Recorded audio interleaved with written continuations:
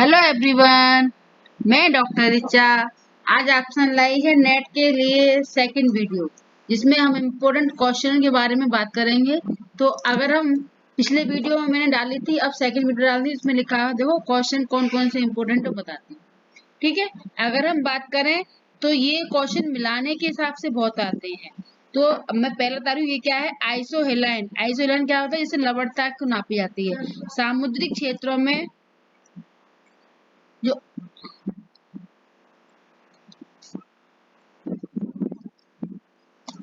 सामुद्रिक क्षेत्रों में अगर हम बात करें तो लवणता नापने के लिए आइसोहेलाइन शब्द का प्रयोग किया जाता है ना?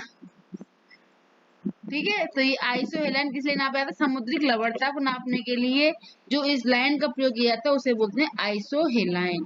और आइसोबार किसे कहते हैं? आइसोबार कहते हैं जहां पर गति को नापा जाता है। और आइसो हाइट जहां से वर्षा का नापा जाता है, क्योंकि वर्षा और हाइट का बहुत संबंध होता है, इसीलिए आइसो हाइट के द्वारा वर्षा को नापा जाता है। नेक्स्ट बात करते हैं आइसोबार। आइसोबार जो है नापने का काम आती है दबाव। आइसोबार नहीं है, ये आइसोबार है। ठीक है, आइसोबार। आइसोबार किस नाप आती है? दबाव नापने के, यानी जो आइसोबार से वायु दाब जो होता है उसको नापने का काम किया जाता है।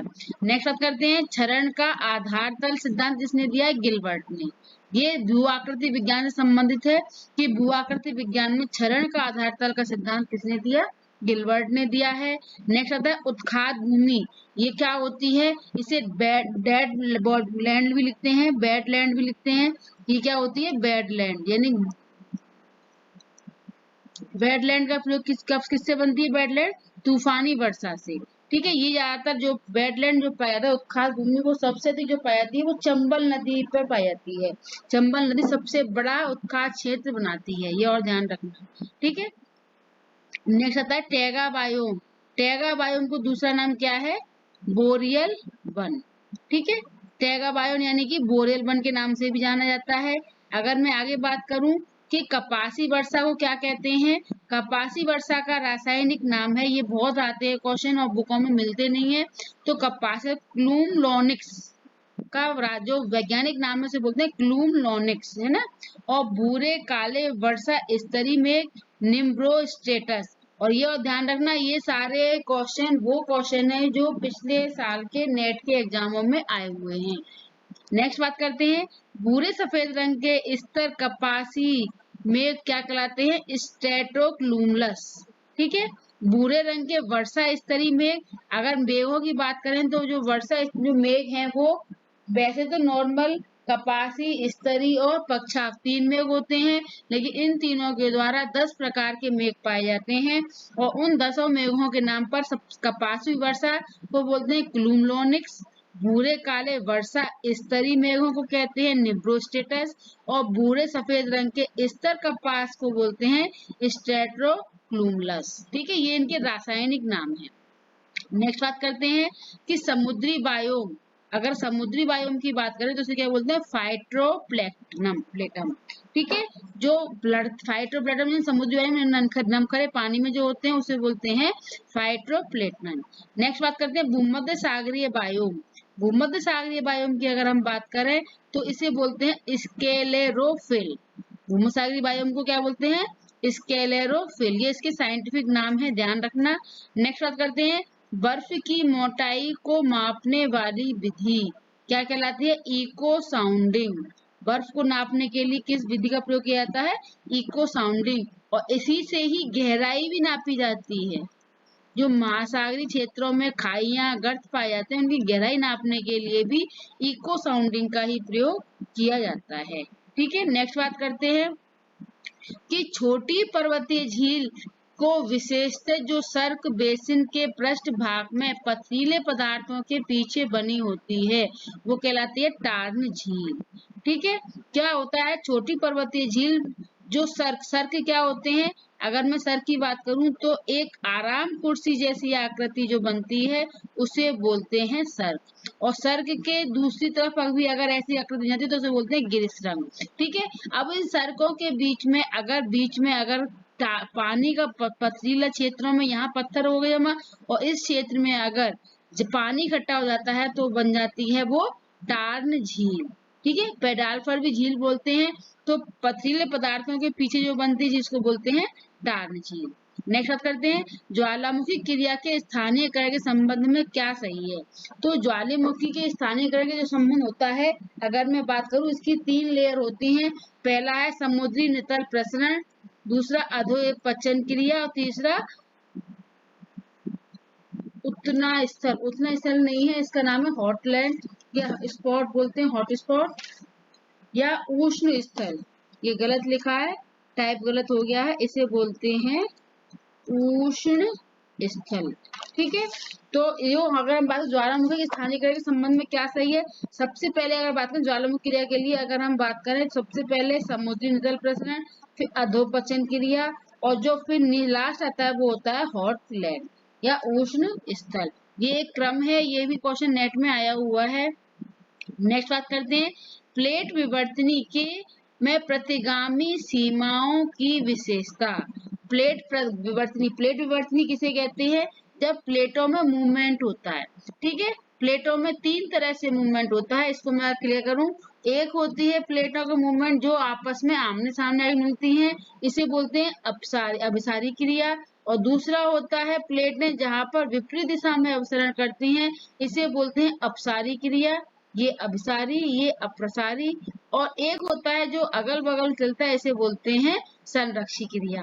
ठीक है, तो ये सभी जो क्रियाएं होती हैं, यानी प्लेट विवर्तनी किसे कहते हैं, प्लेट विवर्तनी का मतलब होता है प्लेटों में मूवमेंट या गति। जब प्लेटों में गति उत्पन्न होती है तो वो क्रियाएं कहाँ होती है, कहाँ पे गति उत्पन्न होती है, तो प्लेटों की सीमाओं पर। यानी जहां भी मैं कहूँ ये दोनों, अगर इसी एक ये प्लेट है, एक ये प्लेट है, तो जो गति हो रही है वो कहाँ हो रही है, किनारों पर, बीच में नहीं होती है, सिर्फ किनारों पर होती है, तो इसे बोलते हैं प्लेटों का पार्श्विक सरकना।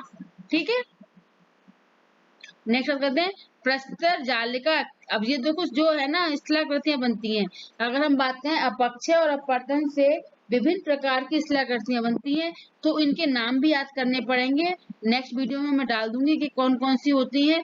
तो प्रस्तर जालिका निर्मित किससे होते हैं, वायु क्रिया से, यानी जो वायु द्वारा अपवर्तन की क्रिया होती है उससे प्रस्तर जालिका बनती है। जालिका एक छेद जैसी आकृति होती है। ठीक है, नेक्स्ट आता है एस्कर्स। एस्कर्स किससे बनते हैं, हिमानीकृत से, यानी जो हिमानी के भूआकृति से एस्कर्स का निर्माण होता है। सर्क बताए थे, इसी तरह से एस्कर्स बनते हैं। ठीक है, नेक्स्ट बात करते हैं किस प्रकार की जलवायु अवस्था में अपरदन की गति अति शीघ्र होती है। अगर मैं बात करूं सबसे अधिक अपरदन कब होता है, ये भी गलत लिखा है, इसे बोलते हैं आर्द्र। ठीक है, तो सबसे अधिक अपरदन जो होता है वो उष्ण आर्द्र जलवायु क्षेत्र में होता है। बहुत तीव्र गति से जो अपरदन होता है वो उष्ण आर्द्र जलवायु में ही होता है।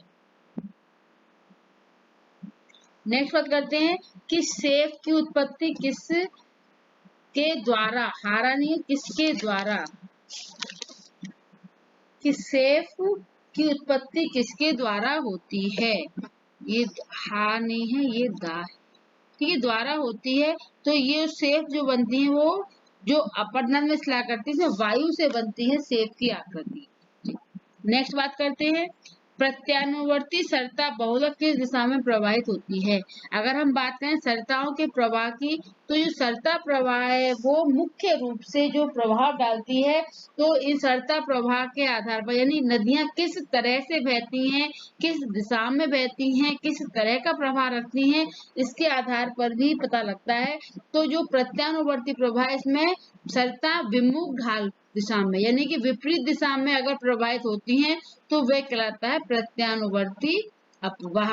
अपवाह पर बहुत क्वेश्चन आते हैं, अगर तुम्हें नहीं आता है तो मुझे कमेंट करना, जिससे कि मैं उसमें वीडियो डाल दूं। ठीक है, नेक्स्ट बात करते हैं पेडाकाल तथा पेडाल्फर सिद्धांत किसने दिया। तो पेडाकाल्सर और पेडाल्फ सिद्धांत दिया था गाल्टन ने। ठीक है, गाल्टन ने इस सिद्धांत को दिया था, पेडाल्कस और पेडाल्कर, ये मिट्टी संबंधी सिद्धांत है। नेक्स्ट बात करते हैं, वे पौधे जो एक ऋतु में जीरोफाइट रूप में तो दूसरी ऋतु में हाइड्रोफाइट के रूप में व्यवहार करते हैं। अब ये जीरोफाइट का मतलब है कि एक ऋतु में तो इसमें जीरोफाइट यानी कि वर्षा बहुत कम, हाइड्रोफाइट यानी कि वर्षा अधिक। तो ये जलवायु कहाँ पाई जाती है? ये पाई जाती है उष्ण कटिबंध में। उष्ण कटिबंध में जब तापमान अधिक होता है या टेम्परेचर अधिक होता है तो वर्षा नहीं होती 2-3 महीने, तो उस समय पर जीरोफाइट कंडीशन होती है। ठीक है, और जब मानसून आते हैं तो फिर वर्षा अधिक होती है तो हाइड्रोफाइट कंडीशन होती है। तो ये कंडीशन कब बनती है? ये बनती है ट्रोपोफाइट में, यानी जब उष्ण कटिबंध जलवायु होती है वहां पर ये कंडीशन पाई जाती है। ये है आज के मेरे क्वेश्चन।